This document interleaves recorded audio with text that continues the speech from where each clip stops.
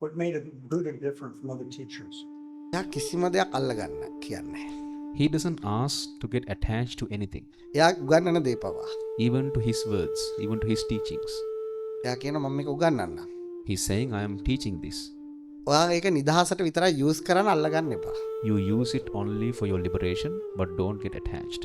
එතනින් තමයි වෙනස් වෙන්නේ. That is where he differs from other teachers. එතකොට එයාගේ ඉගැන්වීම තමයි His teaching is middle path. the middle path. ඒ කියන්නේ ලෝක ස්වභාවයන් දෙකක් තියෙනවා. There are two natures of the world, හොඳ නරක, good and the bad, සුදු කළු. white and black. ඒක තේරුම් ගන්න මේ දෙපැත්ත. You understand both these things. ඒ දෙපැත්ත හොඳට තේරුම් ගන්නකොට ඔබේ හිත නිවිල යනවා. Once you realize and understand both these things, your mind, it will get liberated. ඔබ එක පැත්තක් අල්ලගත්තාම ඔබේ සිත ගැටෙනවා, ඇලෙනවා, දිගට යනවා. If you attach to one side, your mind would be in a tension, it creates chaos.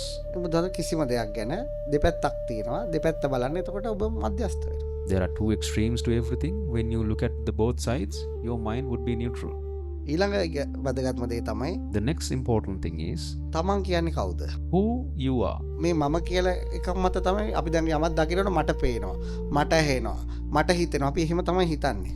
What we think is when we see something, I am thinking, okay, I am seeing, I am listening, I am tasting. බුදුහාමුදුරුවෝ කවුද මම කියන්නේ?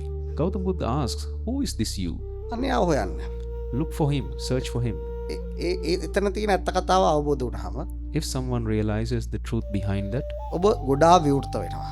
you would become much more of an open ඔබේ person. ප්‍රඥාව ගොඩාක් වැඩි වෙනවා. Your wisdom would go beyond the roof. ඔබේ නිදහස ගොඩාක් වැඩි වෙනවා. Your freedom would be ඔබ immense. සත්‍යයේ දොරටු අරගත්ත වෙනවා. You will become a person who has opened the gates of the truth.